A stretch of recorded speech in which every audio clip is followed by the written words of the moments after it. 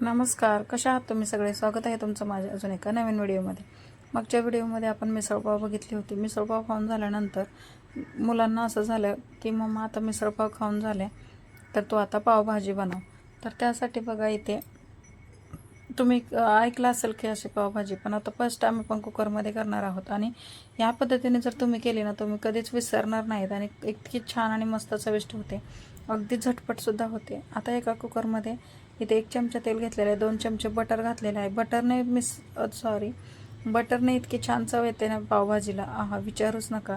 एकदा तुम्ही अशी नक्की ट्राय करा. आता हे कांदे आहेत ना, हे 2 ते 3 कांदे चॉपरला चॉप करून घेतलेत, पण तुम्ही बारीकसुद्धा कट करून घेऊ शकता आणि व्यवस्थित ह्याच्यामध्ये हे मिक्स करून घ्यायचं आहे.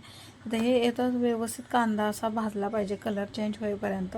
आता हा कांदा भाजेपर्यंत येत ना तोपर्यंत आपण एक वाटण तयार करून घेऊया. 1 लसणाचा गड्डा घेतलेला आहे, इतकासा असा अद्रकचा तुकडा घेतलेला आणि मिरची, तुम्ही मिरची थोडीशी कमी जास्त करू शकता, तिखट कमी खायची असेल तर त्या असं याला मिक्सरला असं रबडासारखं आपल्याला वाटण करून घ्यायचं आहे. जास्त बारीकही करत बसायचं अजिबात नाही. आता इकडे कांदा पण बघा आपला व्यवस्थित भाजलेला, तर त्याच कांद्यामध्ये आपल्याला जे वाटण केलं होतं हिरव्या मिरचीचं आणि लसणाचं ते ह्याच्यामध्ये घालून घ्यायचं. ते सुद्धा व्यवस्थित 1 ते 1.5 मिनिट व्यवस्थित असं परतवून घ्यायचं. परतत असताना काही करायचे नाही, ते मसाल्याचा कच्चापणा गेला पाहिजे, तसंच नाही. आता आपण याच्यामध्ये मसाले टाकून घेऊया. आता लाल तिखट असतो किंवा घरचा जो मसाला असतो ते सुद्धा तुम्ही इथे टाकू शकता आणि पावभाजी मसाला जो आहे ना तो इथे फक्त आपल्याला 2 चमचेचा वापर करायचा किंवा जास्तीचा सुद्धा तुम्ही दुसरा कोणताही मसाला वापरणार नाही आहेत. आपण इथे हाच मसाला वापरणार आहोत.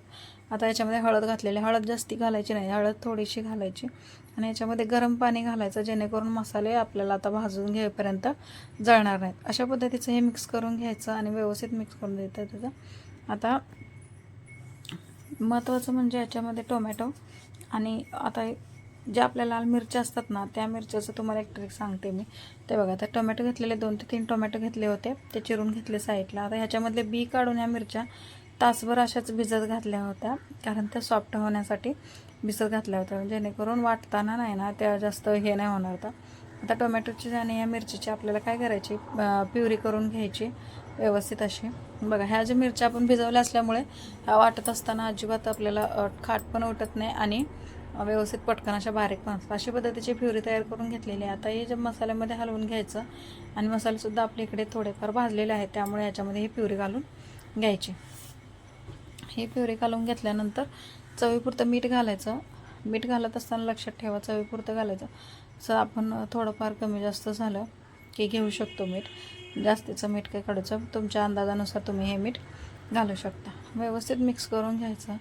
पावभाजीची कशी असते बघा, दाटसर असते, त्याच्यामुळे हे पावभाजी बनवत असताना आता ह्याच्यामध्ये आपल्याला तुमच्या आवडीनुसार भाज्या किंवा ज्या भाज्या मुलं खात नाहीत ना त्या भाज्यासुद्धा तुम्ही अशा पद्धतीने ह्याच्यामध्ये यूज करू शकता. आता इथे गाजर घेतलेला आहे, गाजरसुद्धा खूप छान बारीक असं चॉप करून घेऊ शकता किंवा असं बारीक कट करून सुद्धा घेऊ शकता, कारण आपण कुकरला लावणार. शिमला मिरचीसुद्धा घेतलेल्या आहे. आता इथे मी बोले ना, ज्या पण भाज्या आहेत ना त्यात मुलं खात नाहीत ना त्या भाज्या तुम्ही इथं घालू शकता. बटाटा घालायचा असेल तर घालू शकता, नसेल तर तुम्ही एक स्किपसुद्धा करू शकता. वाटाणे घेतलेले आहेत फ्रेश. आता ही फरसबी घेतलेली आहे, ही सुद्धा तुम्ही स्किप करू शकता किंवा घालूसुद्धा शकता. आता इथे बीट घेतलेलं आहे किसून. बीटच्या आहे ना चवसुद्धा छान येते आणि फायदेसुद्धा भरपूर आहेत मुलांच्या पोटात जाणं. असं मुलांना बीट वगैरे दिलं ना तर ते खात नाहीत, मग ते अशा पद्धतीचे आपण देऊ ना मुलांच्या पोटातसुद्धा जातं, हेल्दीसुद्धा असतं. आणि या पालेभाज्या म्हणा किंवा अशा भाज्या म्हणा खाल्लेल्या मुलांना खूप छान असं वेगळं असतं, ते स्ट्रॉंग आणि हेल्दी राहतात. त्याच्यामुळे हे सगळं मिक्स करून घ्यायचं. त्याच्यामध्ये आता आपल्याला व्यवस्थित मिक्स करून घ्या, जेणेकरून हा मसाला आणि मध्ये सगळ्या भाज्या मिक्स झाल्या पाहिजेत. आता इथे तुमच्या याच्यानुसार कन्सिस्टन्सीनुसार पाणी घालून घ्यायचं. जादाचं पाणी घालत बसायचं नाही, कारण ते मिसळसारखं काय आपल्याला जास्त रस्सादार मिसळ बनवायची असली तर आपण पाण्याचा वापर करतो. इथे आपल्याला पावभाजी बनवायची आहे, त्यामुळे पाणी जास्त नको, लक्षात ठेवायचं. जितक्या भाज्या शिजतील इतकंसं आपल्याला ह्याच्यामध्ये पाणी ओतायचं. कमी जास्त जर तुम्हाला वाटत असेल तर तुम्ही नंतरसुद्धा थोडंसं पाणी ॲड करू शकता, पण ते गरम करायचं. आता आपल्याला आधी पण थोडंसं मीठ टाकलं होतं, आता थोडंसं मीठ घातलेलं आहे. मी म्हटलं तर सगळे तुमच्या अंदाजानुसार घाला, मला कमी वाटलं थोडंसं म्हणून मी केलं. आता इथे काय करायचं, गॅस मिडियम ठेवायचा आणि कमीत कमी आपल्याला 5 शिट्ट्या काढून घ्यायच्या आहेत. व्यवस्थित ही पावभाजी मिक्स झाली पाहिजे, सर्व भाज्या मॅश झाल्या पाहिजेत आणि कुकरची शिट्टी थंड करूनच मगच आपल्याला हा कुकरचं झाकण काढून घ्यायचं. बघू शकता किती छान हे भाज्या आपल्याला झालेल्या आहेत. आता इथे मॅसरने किंवा एखाद्या तांब्याच्या ग्लासाच्या बुडाने सुद्धा तुम्ही ह्या भाज्या मॅश करून घेऊ शकता किंवा मॅसरने खूप छान येतं. बघा अशा पद्धतीचा ह्या भाज्यांचा एकदम रगडा असा झाला पाहिजे. अशाशिवाय आपल्याला पावभाजी आता बघता क्षणी असं वाटतं की कधी खायचं. तर मला म्हटलं ना तसं मी पाण्याचं तुम्ही नंतरसुद्धा ॲड करू शकता, पण असं कडकडीत गरम पाणी ॲड करायचं, जेणेकरून कुठेही आपल्याला भाजी थंडचा वापर करायचा नाही. आता जेवढी तुम्हाला कन्सिस्टन्सी हवी आहे त्याची पातळ किंवा दाट, त्यानुसार तुम्ही थोडंसं पाणी ॲडजस्ट करू शकता किंवा जास्तीची जास्त पावभाजी पातळ करायची नाही. पातळ केली की इतके खायला छान वाटत नाही. थोडंसं उकळून घ्यायचं. तर तुम्ही बघू शकता व्हिडिओमध्ये परत मस्त असं हलवून घ्यायचं आणि ह्याला एक आपल्याला असं मस्त असा तडकासुद्धा देऊन घ्यायचा आहे.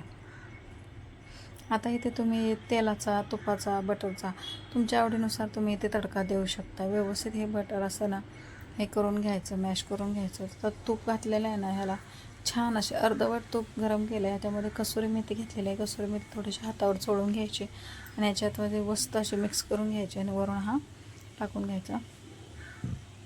लाल तिखट आणि ह्याच्या पावभाजी मसाला घालून घेतलेला आहे. वरून थोडीशी स्टिंग राहावी, चव यावी म्हणून.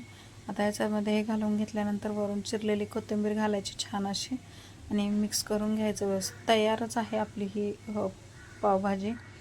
तरी बघू शकता तुम्ही लिंबू खाताना सुद्धा घेऊ शकता किंवा ह्याच्यामध्ये सुद्धा तुम्ही टाकू शकता, म्हणजे वेगळी एक अशी चव येते.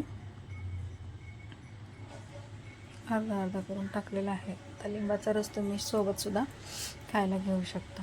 तर इतकी छान आता तुम्ही आहेत ना पाव भाजून घेऊ शकता किंवा विदाऊट भाजतासुद्धा खाऊ शकता. जसं तुम्हाला आवडेल ना त्या पद्धतीमध्ये हे पाव तुम्ही थोडंसं बटर घालायचं, कोथिंबीर घालायची आणि तिखट मसाला घालायचं आणि व्यवस्थित असं हे अशा पद्धतीने जर तेव्हा तुम्ही मुलांना द्याल ना तेव्हा मुलं इतक्या आवडीने खातील की विचारू नका.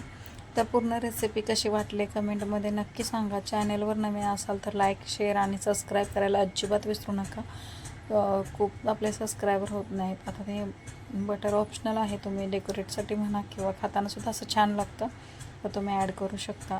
तर ही पूर्ण रेसिपी खरंच कमेंट करून सांगा तुम्हाला आवडली का, आणि चॅनलवर नवीन असेल तर सबस्क्राईब नक्की करा. Bye bye.